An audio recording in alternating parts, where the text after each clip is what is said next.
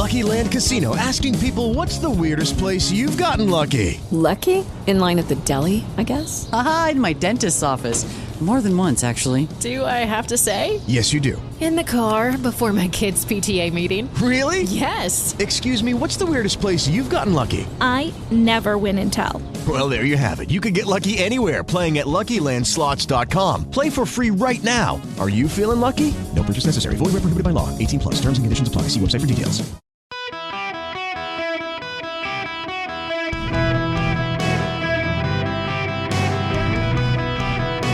Welcome to the Eric Erickson Show podcast, Hour 3. Hello, America. Delighted to have you with me. It's Eric Erickson here this fine Friday, an hour from hitting golf balls and having a beer. Well, we may do an open container Friday here in a little while. We'll see. The phone number, if you want to be on the show today, 877-973-7425. Glad to have you with me. I want to go off the beaten path. Got to go off the beaten path because I occasionally get fascinated by other things, get bored of talking politics and then the major headlines. And here I wish to talk about us. Well, us in a broader sense. Are we alone? So Ars Technica, a tech and science website, Rush and I used to complain together about some of the content on the site, but we both would read it. But there's this story today. Silence. Complete unnerving silence. Despite decades of searching for any form of life, intelligent or otherwise, out there in the cosmos, the universe has but one message for us. No one is answering. But that solitude is not a curse. The great expanse of the empty heavens above us does not carry with it an impossible burden of loneliness. It begets a freedom to explore, to be curious, to wander, to expand. The universe is ours for the taking. According to physics legend in the 1950s, the great scientist Enrico Fermi put it bluntly during a casual conversation with a friend. Where is everybody? The logic behind the question is simple. Modern cosmology is built on the Copernican principle, or what I call the principle of we're not special. The Milky Way is an average run-of-the-mill galaxy, one of hundreds of billions, if not trillions, in the observable volume of the cosmos. Our sun is about as average as you can get for a star, middle-aged and middle-sized. The Earth, okay, it's somewhat special. There's liquid water on the surface and a nice but not too chokingly thick atmosphere. Other worlds in the solar system boast liquid water too, but it's underground.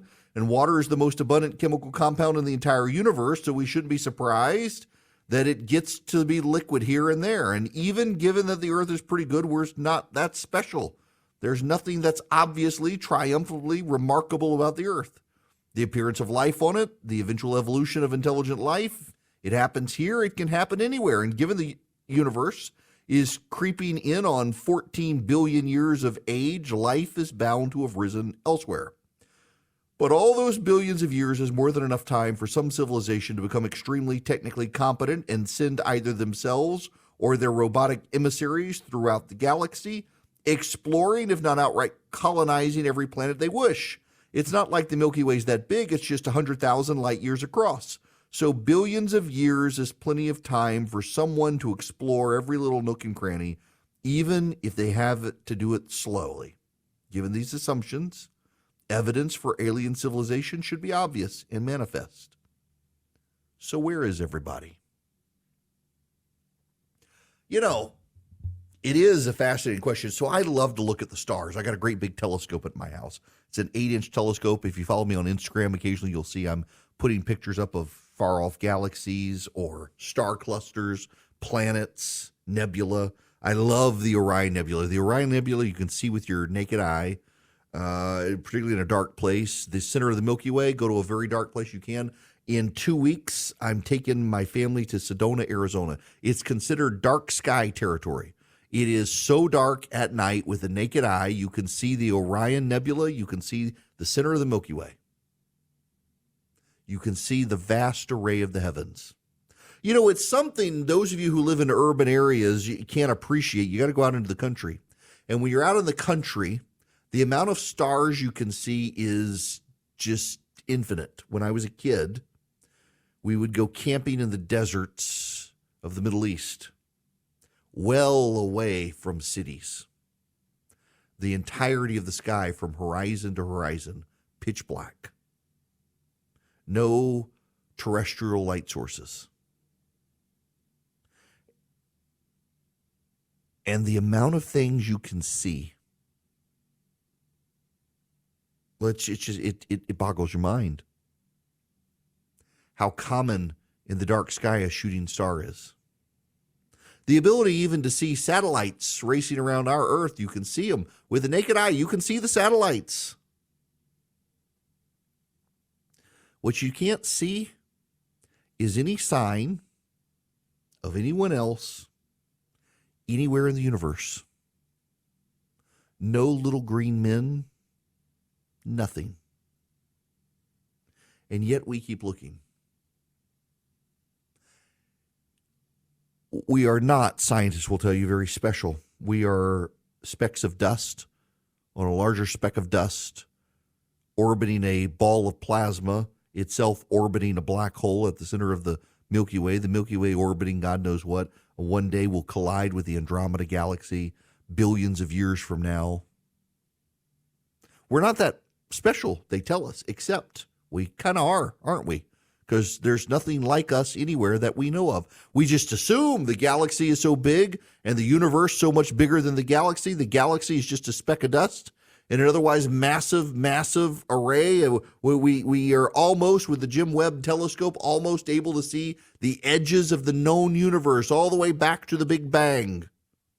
And yet there's nothing like us anywhere. There is no one anywhere like us.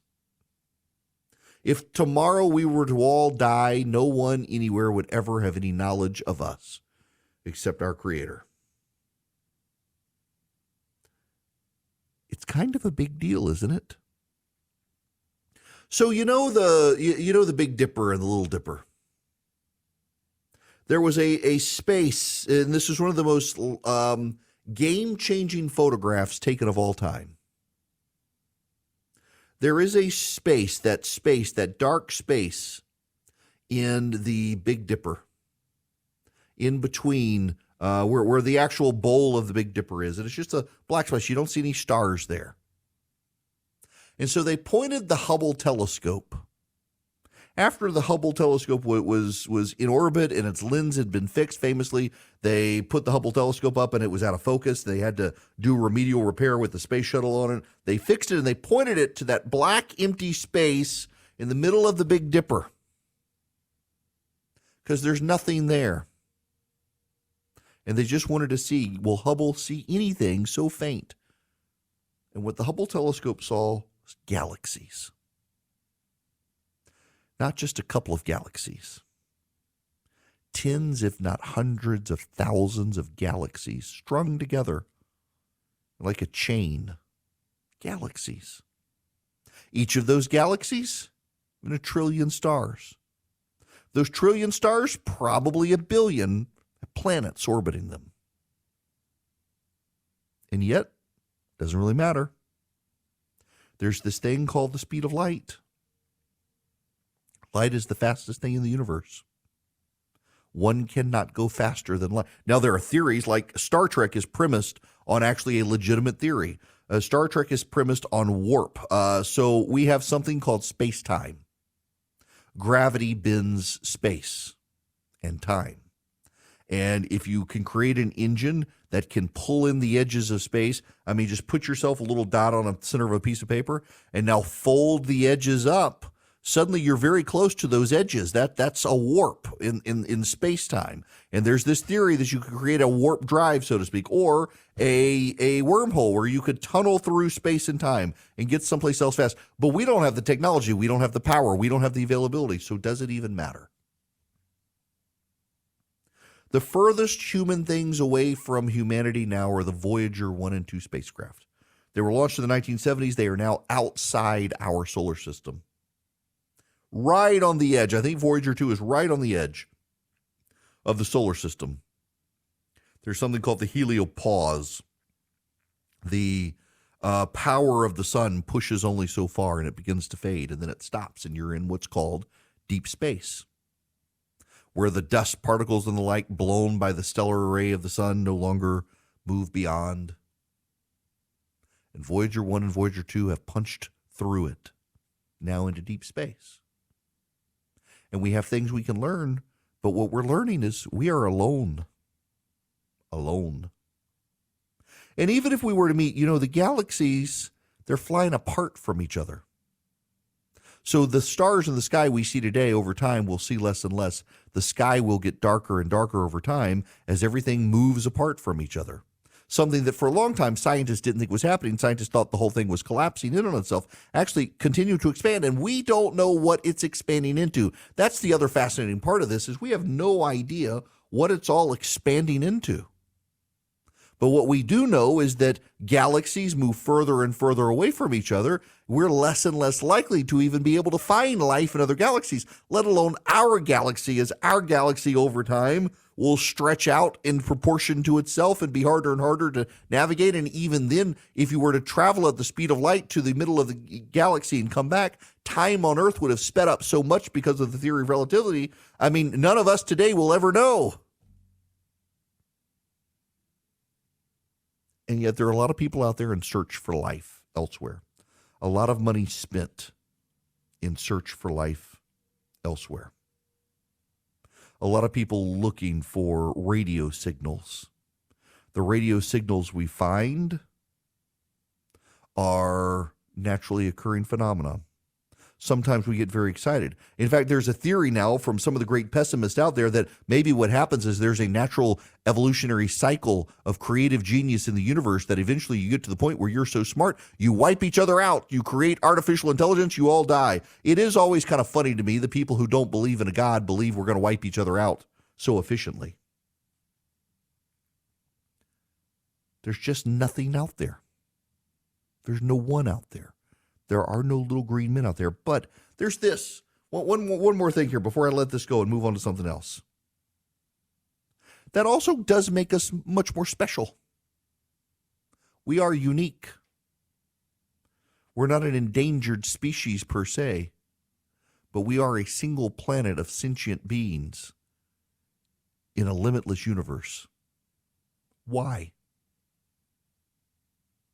Now, it could be that in the vast array of the universe, there are others, but we'll never meet them. We'll never know. We'll never have knowledge. It's all theory. What we know for certain is we've never met them. We do not know the existence of anyone else. That should make us more special. That should make our planet more special. That should make our ideas of the uniqueness of mankind more special. And that should cause us actually to be more curious about ourselves than out there. We should be willing to do better and be better to each other because we are unique in the universe.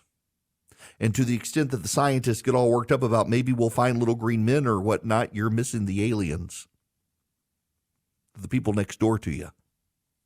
And that's kind of cool when you think about it.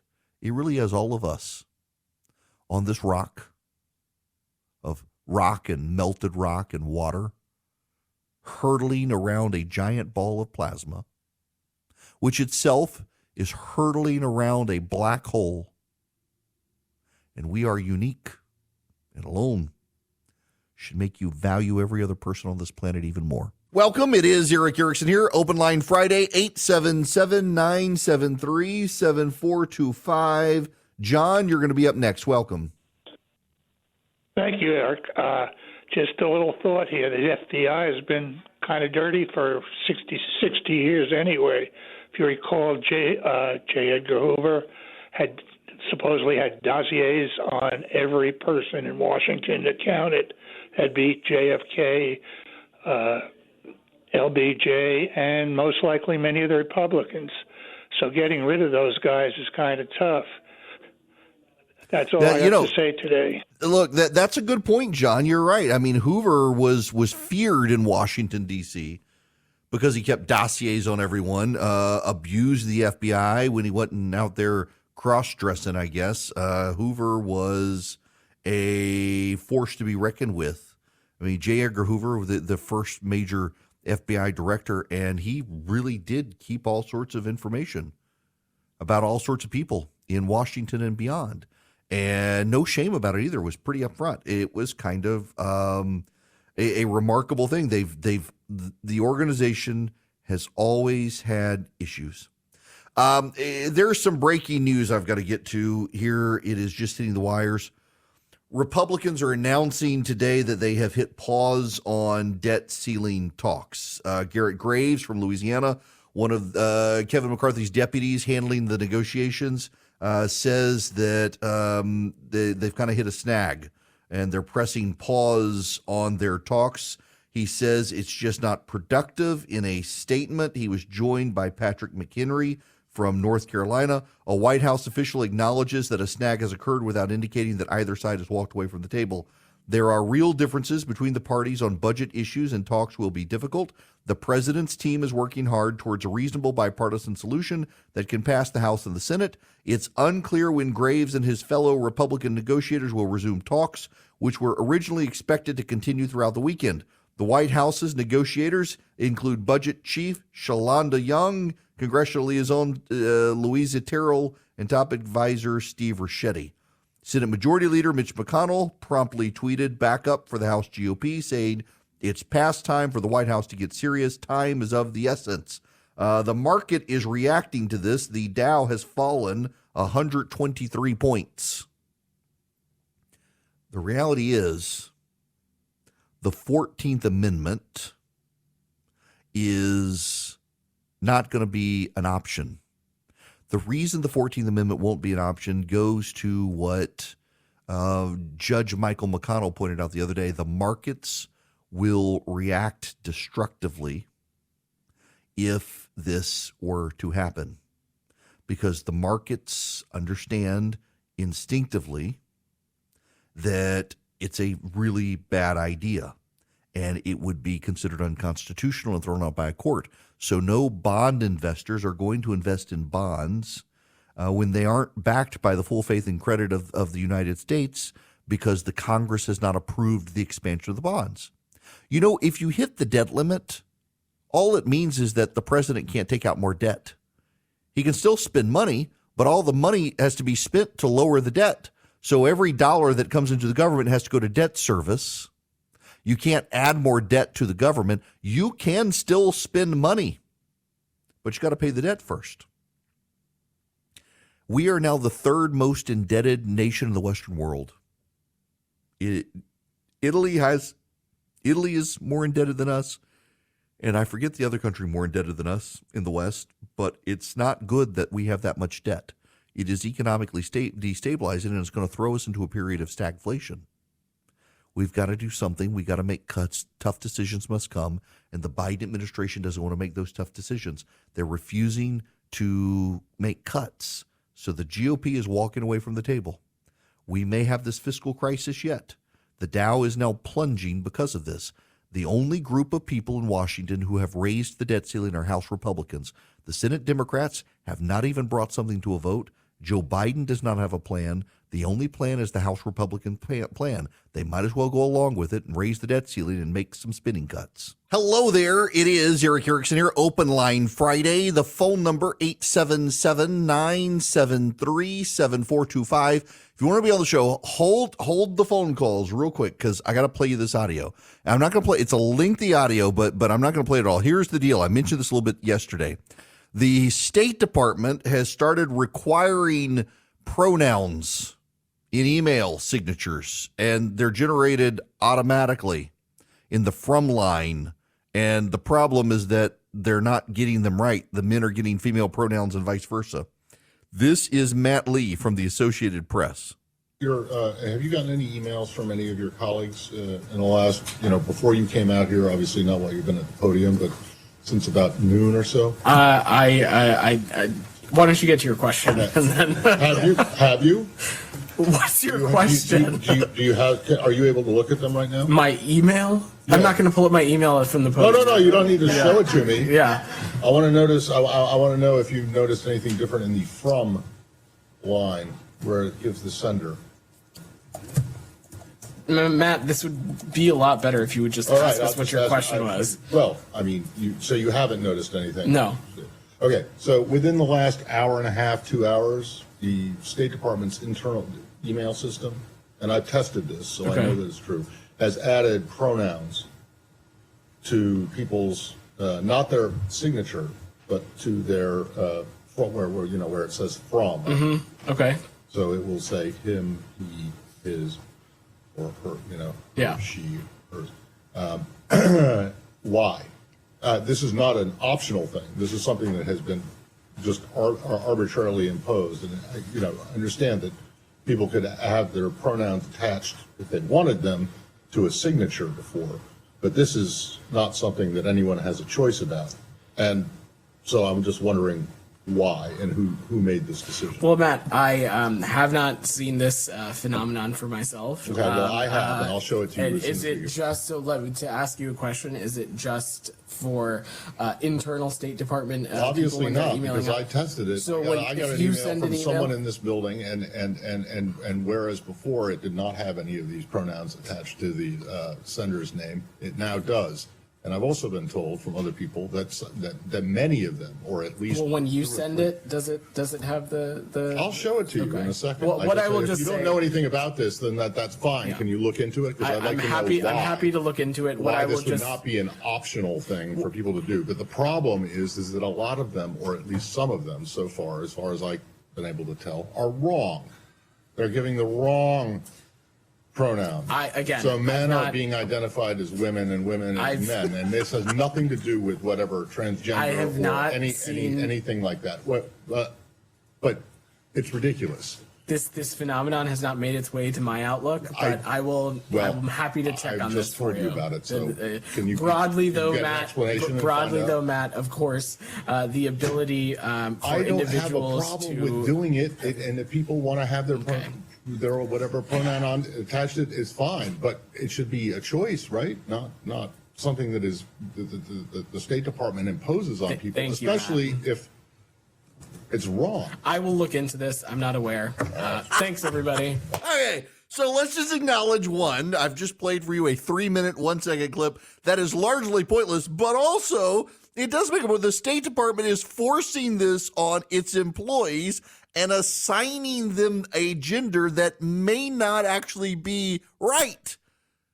As the guy from Matt Lee from the Associated Press reports, multiple men have female pronouns in the from, not even like the signature, but the from. You know how you get an email and it says from someone, from Eric Erickson, and it'll be from Eric Erickson, he, him, or Zer, or they, them, or whatever. I mean, we're all at war with the English language these days. F you, or even pronouns. But, I mean, even the Associated Press was like, this is really stupid. Why are you forcing this on people? Brought to you by the same State Department that hoisted the rainbow flag in Afghanistan. Said that'll teach the Taliban a lesson. Oh my gosh, these people. They are not serious people. The adults are not in charge. It is the woke kids that are in charge. This is their big improvement at the State Department is no major diplomatic gains. We got dead Americans in Nigeria for reasons unknown and a terrorist attack. But hey, we knew their pronouns. We're just not sure if they were right. Back to the phones. James, you're going to be up next. Welcome. Hello. Hi. Yeah, I had a thought about Kamala. We see these videos with her word salads, and after the first one is funny, the second one's funny.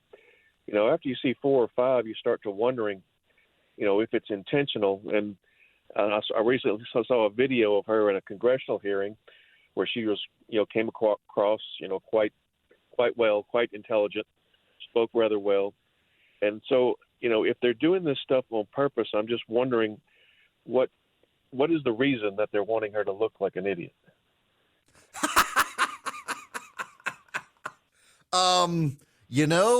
The scary, sad, true part of this is that they don't want her to look like an idiot. She just is an idiot. And this is why we are where we are with Kamala. She's not good at this. She's dim-witted, and she was an affirmative action pick for Biden. He wanted a black female. because he won South Carolina with the help of black women, wanted to award them. So he picked one of the least likable black women in all of America, one of the least likable women, one of the least likable politicians, male or female, in America. Oh, come on. You know I've got to play it now. And now, Deep Thoughts by Kamala Harris.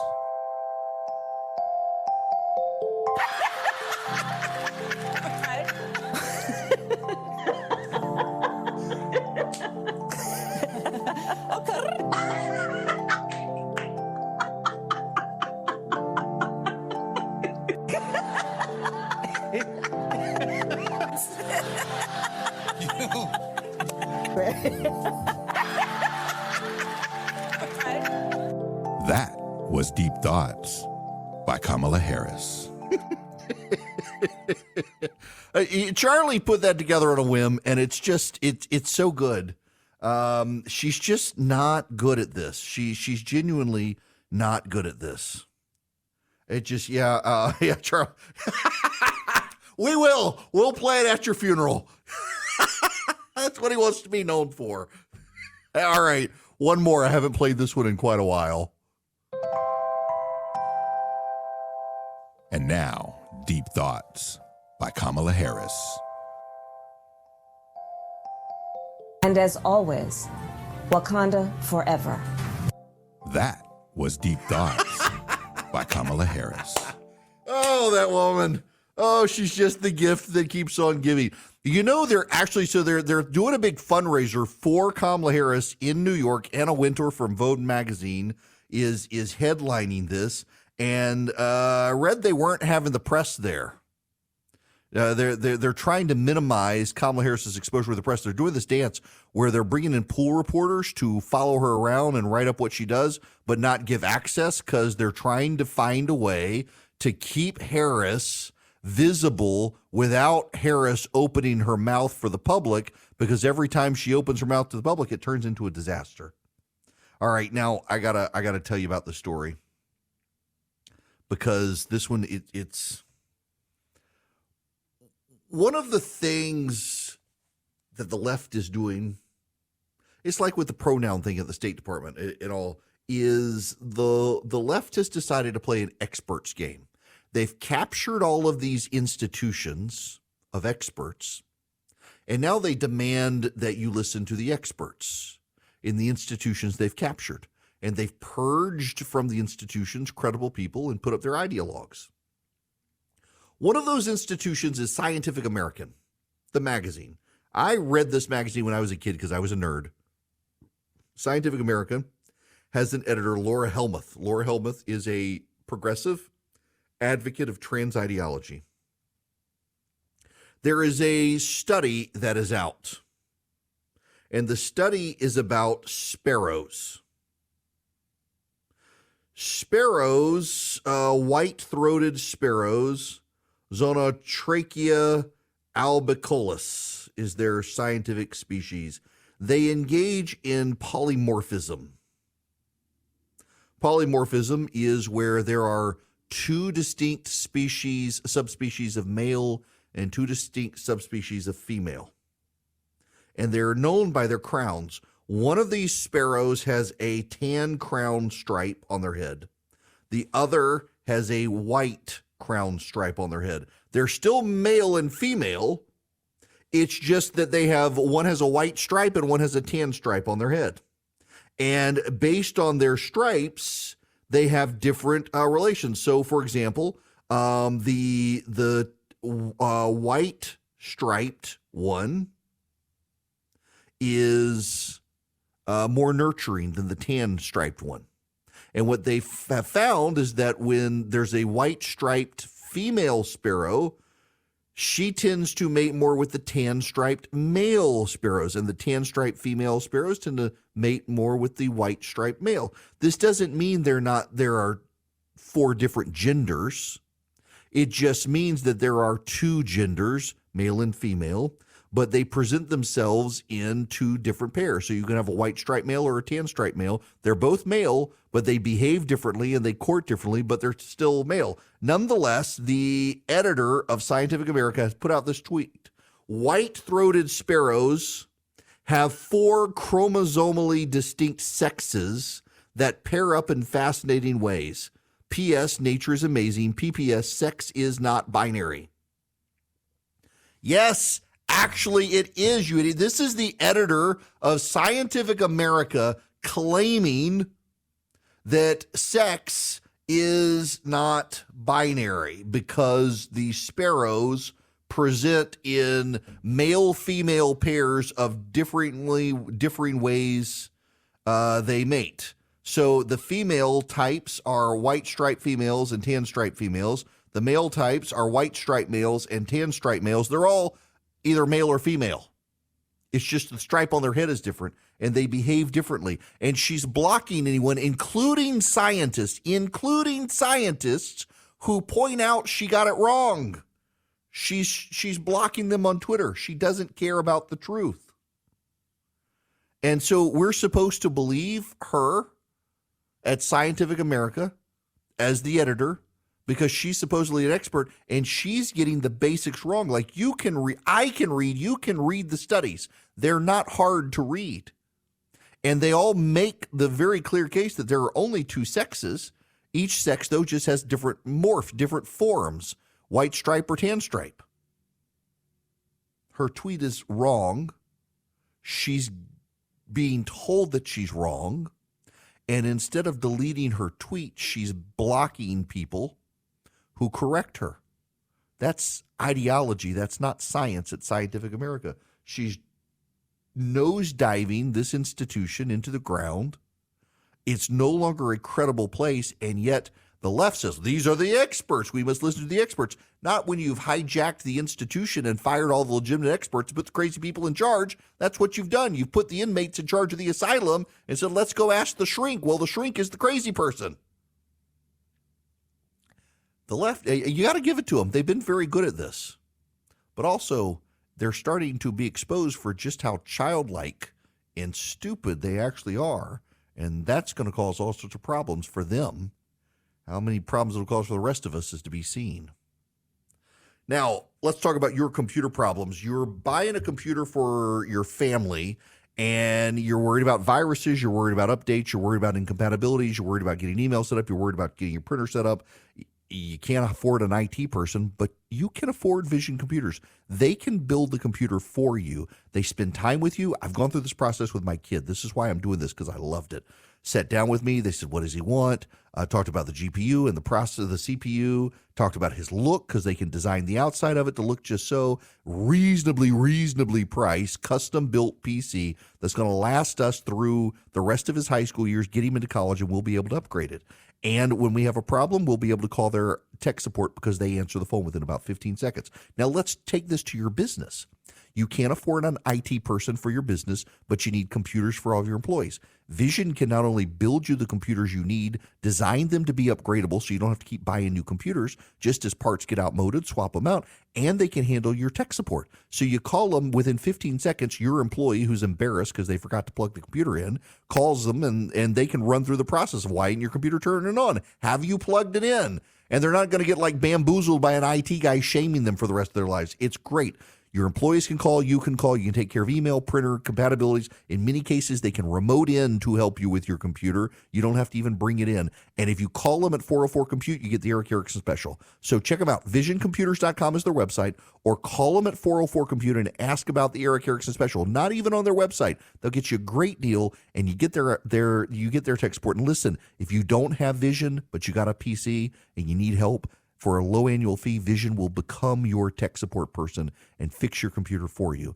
VisionComputers.com or 404-COMPUTE. Hi there, welcome. It is Eric Erickson here. The phone number is 877-973-7425. I want to end where I began, although I'll try not to have emotions here. Not about my family, but Tim Keller has died.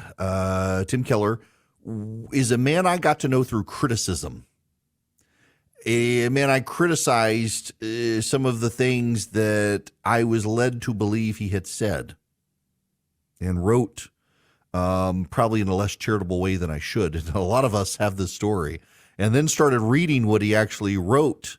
And it's like, wait a second, I got this wrong. He didn't get it wrong. I got it wrong, and had to write. And he reached out through a mutual friend, and we struck up a correspondence. We texted, we chatted. We had some fantastic conversations over the years.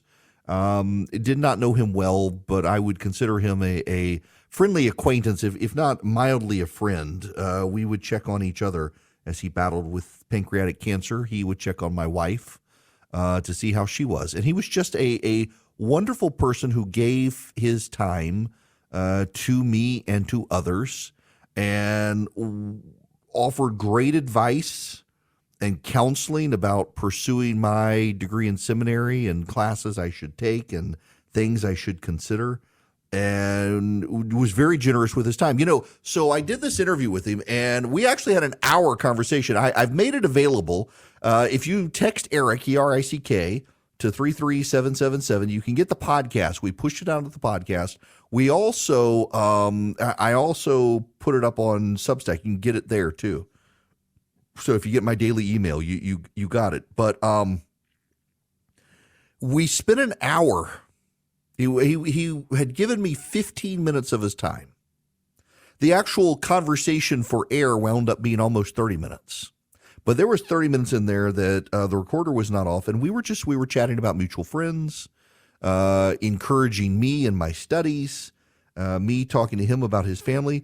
I wanted to interview him and his wife, Kathy, one time about raising kids, and they were like, nope, that is the one area you will never hear Tim Keller talk about. He will not preach on raising families. He said, by the grace of God, their kids turned out fine. And it wasn't him. It was all God, because their kids went through some rough patches, and they turned out great. And they have friends who did everything you're supposed to do for kids, and their kids went off the reservation. And it just became this area where he and his wife refused to talk about parenting.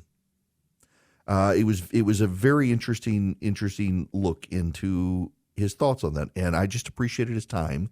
And I am sad today that he is dead. But I know he's where he wants to be. He wanted to go be with Jesus. That's what he told his kids yesterday. And he is today. So God bless him, and prayers for his family. Talk to you all on Monday. With Lucky Land Slots, you can get lucky just about anywhere. Dearly beloved, we are gathered here today to... Has anyone seen the bride and groom? Sorry, we're here. We were getting lucky in the limo and we lost track of time. No, Lucky Land Casino, with cash prizes that add up quicker than a guest registry. In that case, I pronounce you lucky. Play for free at LuckyLandSlots.com. Daily bonuses are waiting. No purchase necessary. Void where prohibited by law. 18+. Terms and conditions apply. See website for details.